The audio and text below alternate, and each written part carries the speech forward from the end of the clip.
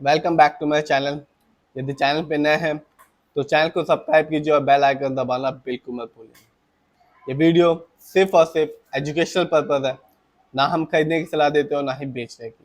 जिस भी कंपनी के शेयर में इन्वेस्ट कीजिए, खुद रिसर्च कीजिए, एनालाइज कीजिए, अपने फाइनेंशियल एडवाइजर की राय लीजिए, फिर ही अपने पैसे को शेयर मार्केट में लगाइए। आज हम बात करने वाले हैं लॉन्ग टर्म स्टॉक के बारे में, जिसका नाम है फर्टिलाइजर और केमिकल ड्रिवन कोर। ये कंपनी बेसिकली बनाती है फर्टिलाइजर को और केमिकल को। और आज के दिन यानी कि 3 जून 2025 को इस कंपनी का शेयर प्राइस है 1046 रुपीज़। और आज इस कंपनी ने अपने शेयर होल्डर्स को तगड़ा रिटर्न निकाल के दिया 17.84% का। और ये बताया कि कंपनी ना केवल शॉर्ट टर्म में बल्कि लॉन्ग टर्म में भी अपने शेयर होल्डर्स को मालामाल कर सकती है। यदि हम एक साल को देखेंगे यानी कि 2024 को, हर कोई जानता है मार्केट डाउन था, फिर भी इस कंपनी ने अपने शेयर होल्डर्स को बिल्कुल निराश नहीं किया। 46.67% का रिटर्न निकाल के दिया और ये बताया कि कंपनी लॉन्ग टर्म में भी अपने शेयर होल्डर्स को मालामाल कर सकती है। बात की जाए 5 साल की, तो यहाँ इस कंपनी ने अपने शेयर होल्डर्स को मालामाल किया। सिर्फ और सिर्फ 5 साल में इस कंपनी ने अपने शेयर होल्डर्स को 2222% का एक शानदार रिटर्न निकाल के दिया। और ये बताया ये कंपनी और शेयर मार्केट दोनों ही उन सभी शेयर होल्डर्स को एक अच्छा खासा रिटर्न देते हैं जो अपना पैसा शेयर मार्केट में लॉन्ग टर्म के हिसाब से लगाते हैं। बात की जाए इस कंपनी के इवेंट्स की, तो 2024 में ना केवल इस कंपनी ने अपने शेयर होल्डर्स को 46% का रिटर्न निकाल के दिया, साथ ही साथ इस कंपनी ने अपने शेयर होल्डर्स को डिविडेंड भी दिया, हर एक शेयर के बदले में 0.97 पैसे का। तो ना केवल कंपनी अपने शेयर होल्डर्स को लॉन्ग टर्म में एक अच्छा खासा रिटर्न निकाल के दे रही है, साथ ही साथ अपने शेयर होल्डर्स को डिविडेंड भी दे रही है।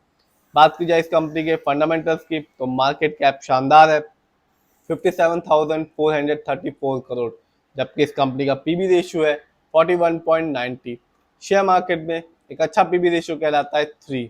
इस कंपनी का इंडस्ट्री पी है 23.70। शेयर मार्केट में एक अच्छा इंडस्ट्री पी होता है 20 और 25 के बीच का।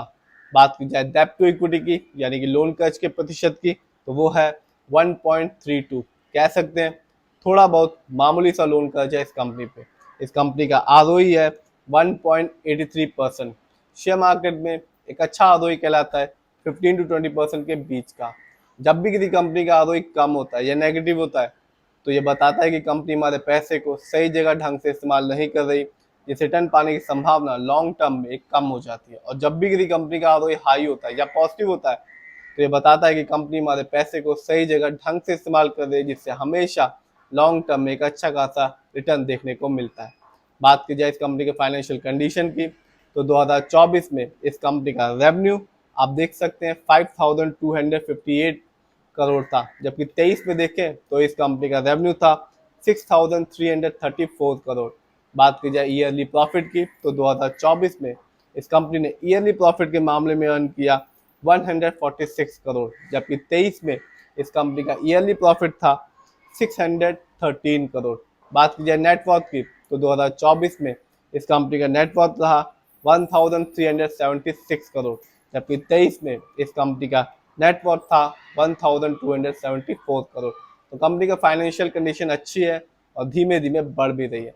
जानते हैं इस कंपनी के शेयर होल्डिंग पैटर्न को, तो प्रमोटर यानी कि इस कंपनी के ओनर्स का पैसा अपनी ही कंपनी में सबसे ज़्यादा लगा हुआ है, जिसका परसेंटेज है 90%। जबकि दूसरे नंबर पर आता है रिटेल्स एंड अदर यानी कि हम लोग का पैसा इस कंपनी में लगा हुआ है 9.83% का। जबकि तीसरे नंबर पर आता है FII, जिनका पैसा इस कंपनी में लगा हुआ है 0.14% का। तो शेयर होल्डिंग पैटर्न ये बताता है कि प्रमोटर की होल्डिंग यानी कि इस कंपनी के ओनर्स का पैसा सबसे ज़्यादा लगा हुआ है अपनी कंपनी में, जो कि एक अच्छी बात होती है। तो ये कंपनी शेयर प्राइस अच्छा है इस कंपनी का, और लॉन्ग टर्म में ये कंपनी अपने शेयर होल्डर्स को माला माल कर रही है। सिर्फ इतना ही नहीं, रिटर्न तो दे ही रही है, साथ ही साथ अपने शेयर होल्डर्स को डिविडेंड भी दे रही है।